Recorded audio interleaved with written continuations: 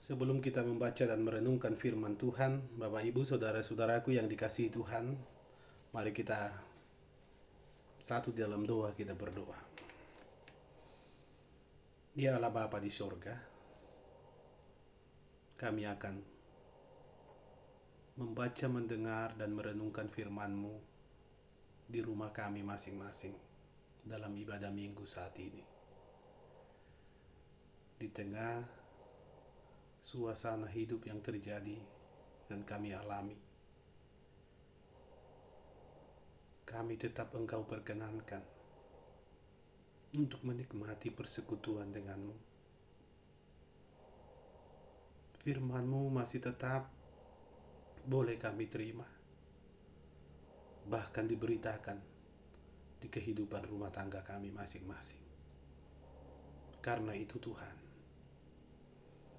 kami memohon hikmat dari-Mu.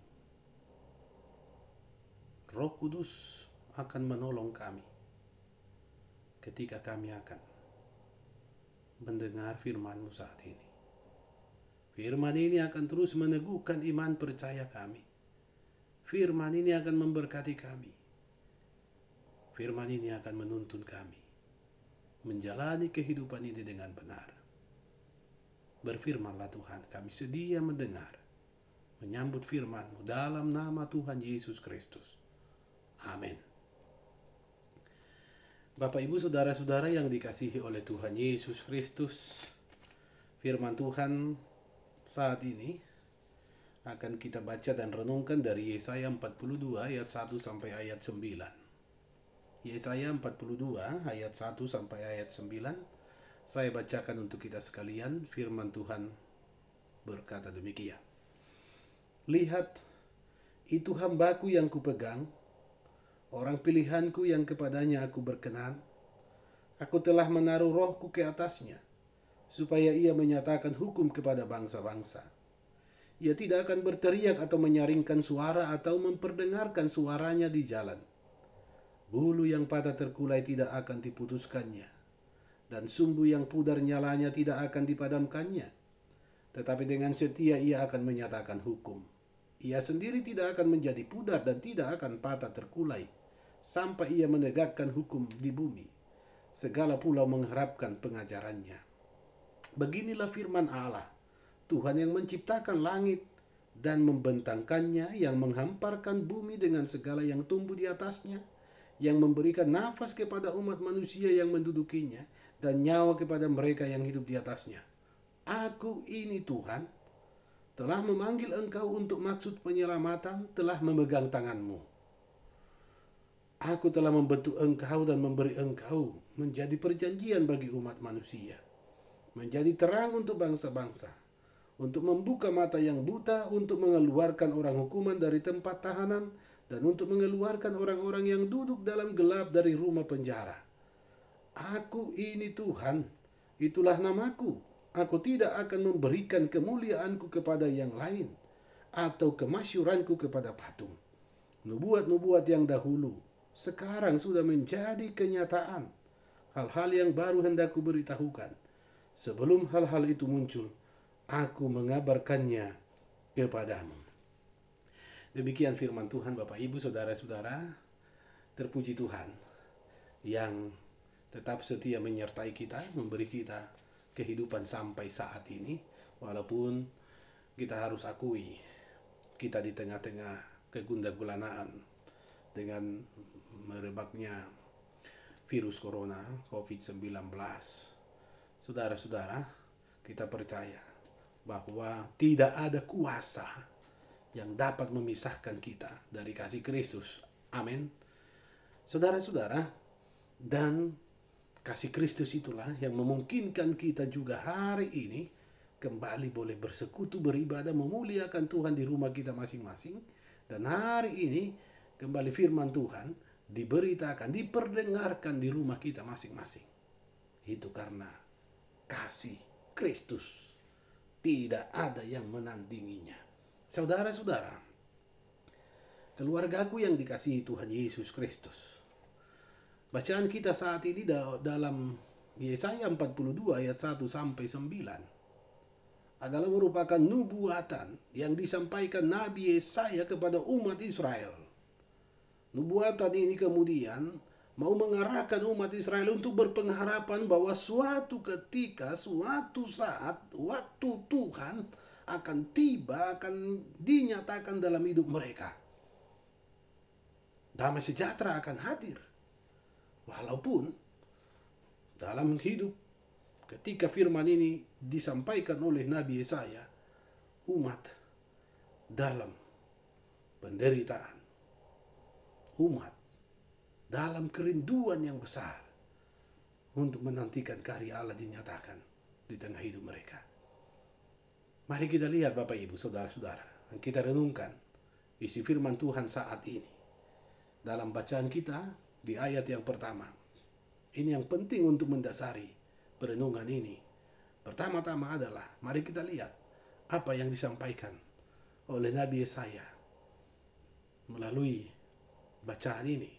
Firman Tuhan datang kepadanya. Pertama-tama Tuhan katakan, lihat, itu hambaku yang kupegang, orang pilihanku yang kepadanya aku berkenan. Aku telah menaruh rohku ke atasnya. Saudara-saudara, mari kita arahkan perhatian kepada kata perintah dalam ayat yang pertama ini, lihat. Saudara-saudara, kata lihat di sini sesungguhnya bukan sekedar melihat saja, menatap saja, tetapi kata lihat sebenarnya jika diterjemahkan dengan lengkap, maka kata ini mengandung arti supaya setiap umat memberi perhatian, melihat dengan iman, didasari dengan kepercayaan, pengharapan. Lihat, itu hambaku yang kupegang. Apa artinya? Saya katakan, mau dikatakan kepada umat supaya berpengharapanlah, pandanglah kepada hamba Tuhan ini. Percayalah, lihatlah dengan iman. Saudara-saudara yang dikasihi Tuhan, ada apa dengan hamba Tuhan ini sesungguhnya? Kenapa sedemikian tegas Tuhan melalui Nabi Yesaya katakan, lihat.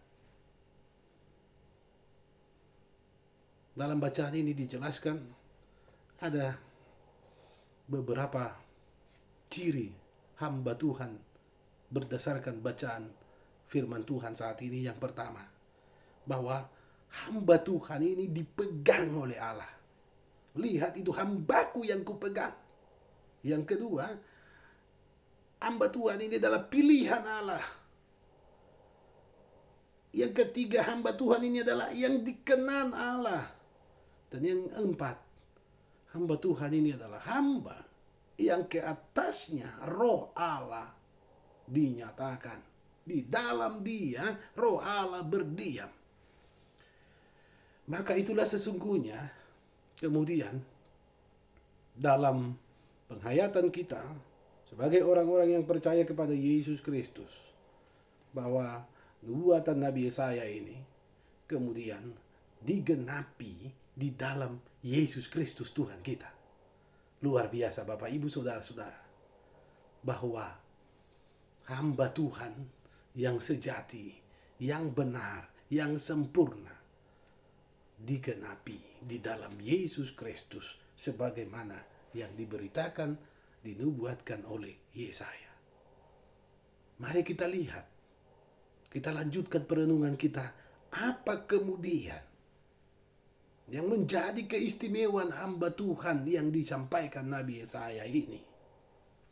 Selain bahwa hamba Tuhan ini dipegang oleh Allah, dikenan oleh Allah, pilihan Allah yang di atasnya roh Allah berdiam, hamba Tuhan ini kemudian memiliki sifat dan sikap hamba yang benar, hamba yang sempurna, hamba yang sejati. Hal itu disaksikan dalam bacaan kita saat ini, bahwa Hamba Tuhan ini adalah hamba yang taat, hamba yang setia, hamba yang penuh dengan kasih sayang. Hamba yang taat, hamba yang setia, dan penuh kasih sayang.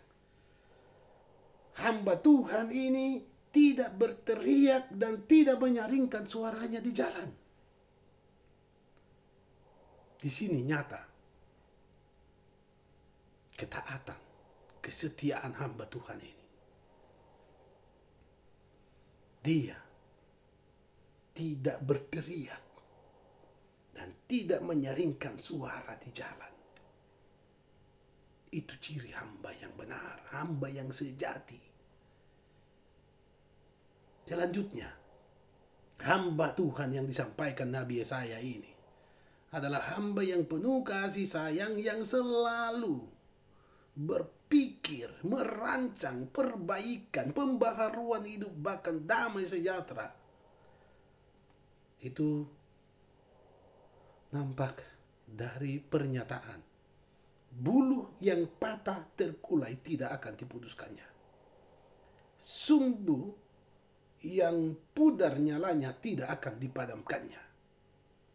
Artinya bahwa yang rusak, yang tidak berguna di mata orang, yang tidak berpengharapan lagi,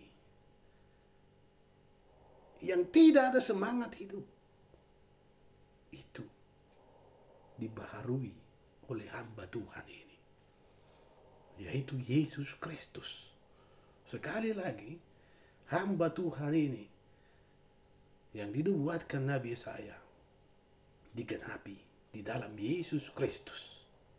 Apakah Yesus berteriak? Apakah Yesus menyaringkan suaranya di jalan ketika ia menderita? Ketika ia sengsara? Ketika ia diperlakukan kejam?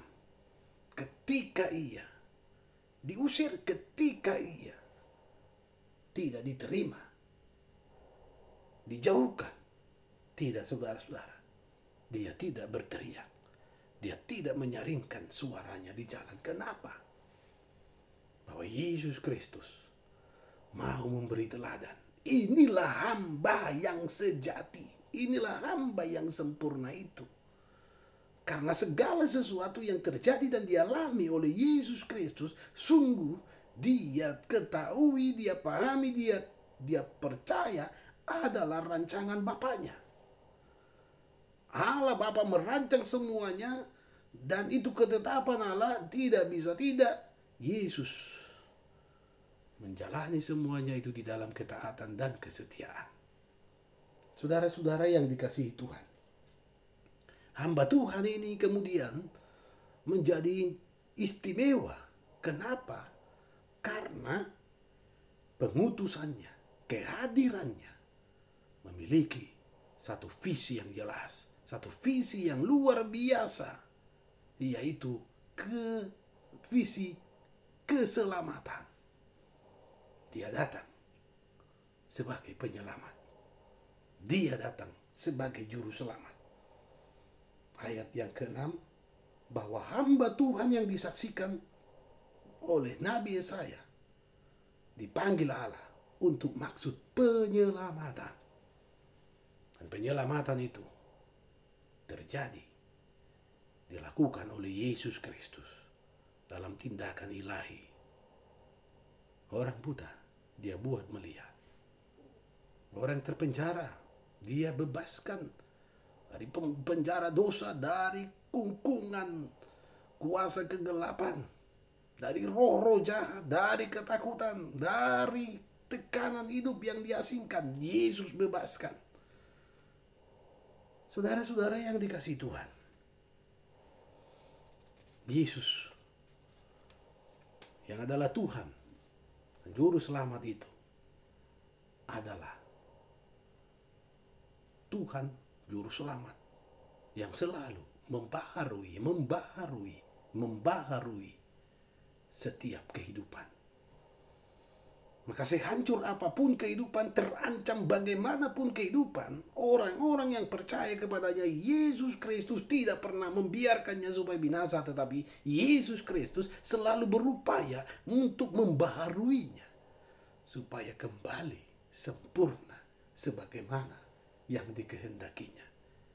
Saudara-saudara, uraian yang begitu lengkap tentang hamba Tuhan yang disampaikan Nabi Yesaya ini sungguh pasti jelas menunjuk kepada Yesus Kristus.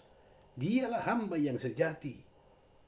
Dia menunjukkan ketaatan, kesetiaan, kekudusannya, dan kuasa Allah yang berdiam di dalam dia. Teladan hidup sebagai hamba sejati dinyatakan oleh Yesus Kristus.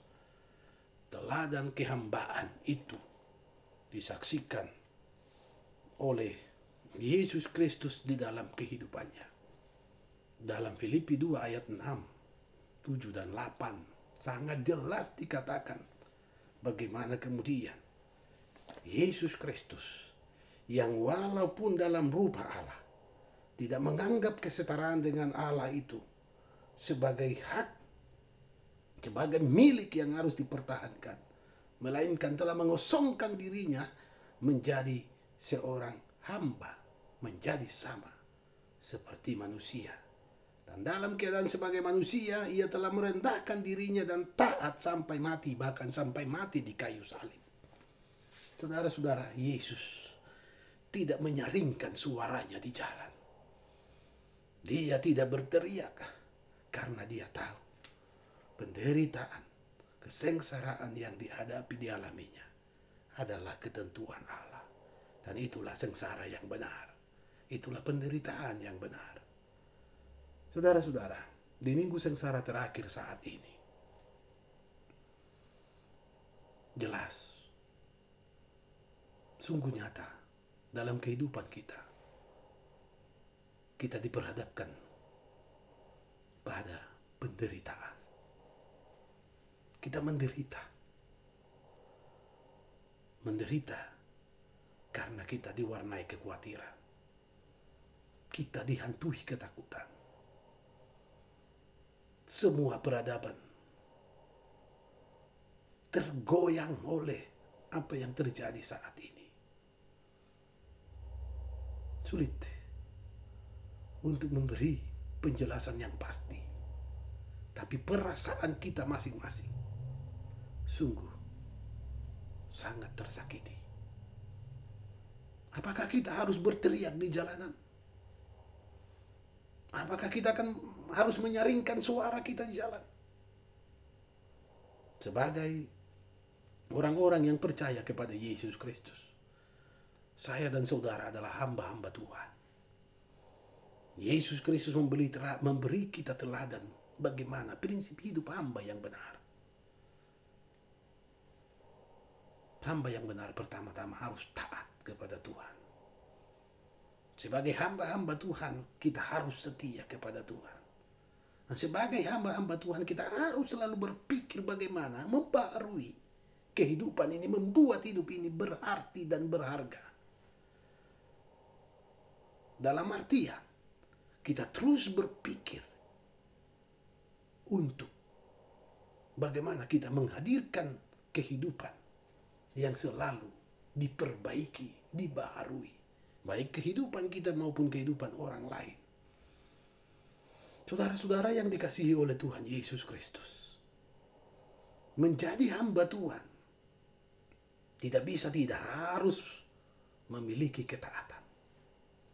Kita taat pada perintah Tuhan, kita taat pada firman Tuhan, kita tetap setia beriman kepada Tuhan, dan kita menghargai kehidupan ini, terus berupaya membuat hidup ini diperbaiki, dibaharui, bukan malah merusak hidup ini.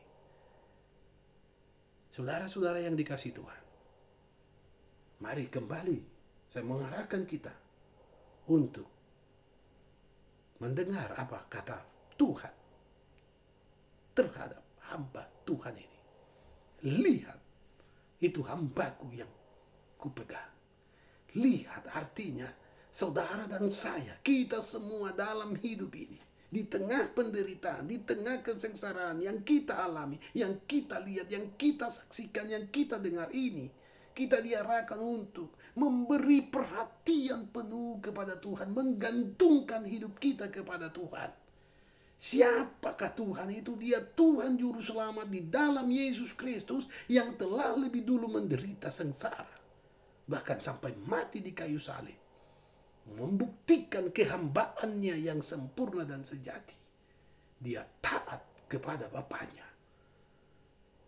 Dan puji Tuhan, dia dibangkitkan, namanya ditinggikan dari segala nama. Saudara-saudara yang dikasihi Tuhan, tidak ada upaya dan cara lain bagi setiap orang percaya kepada Yesus Kristus selain menunjukkan prinsip dan sikap hidup dalam kehambaan. Seorang hamba harus merendahkan dirinya. Seorang hamba harus tetap setia kepada Tuhannya. Seorang hamba harus sungguh-sungguh berpengharapan kepada Tuhannya. Karena hidup seorang hamba sesungguhnya ada di tangan Tuhannya. Dan Tuhan Yesus Kristus adalah Tuhan di atas segala Tuhan. Kita hamba-hambanya, hidup kita ada di dalam tangannya. Karena itu, mari kita melihat kepada Yesus Kristus dengan iman, dengan pengharapan, dengan penuh kasih. Kita jalani kehidupan ini dengan tanggung jawab. Kita terus berupaya untuk membaharui hidup. Yesus tidak pernah memutuskan bulu yang patah terkulai. Yesus tidak pernah memadamkan sumbu yang redup. Kita pun harus demikian. Terus punya pengharapan bahwa hidup ini masih panjang. Tuhan menyediakan masa depan yang penuh harapan. Tuhan memberkati Bapak, Ibu, saudara-saudara sekalian. Terpujilah Kristus. Dia adalah Tuhan yang senantiasa membuka tangannya, menyambut kita untuk datang kepadanya. Di hari Jumat yang akan datang, kita akan menikmati jamuan Tuhan dalam ibadah sakramen perjamuan kudus, ketika kita merayakan, mengenang, merenungkan kematiannya di kayu salib. Persiapkan diri saudara, lihat Dia Tuhan Juru Selamat senantiasa memberi kita damai sejahtera, membaharui hidup kita di tengah kehidupan yang bagaimanapun adanya. Selamat hari Minggu. Tuhan Yesus memberkati. Amin.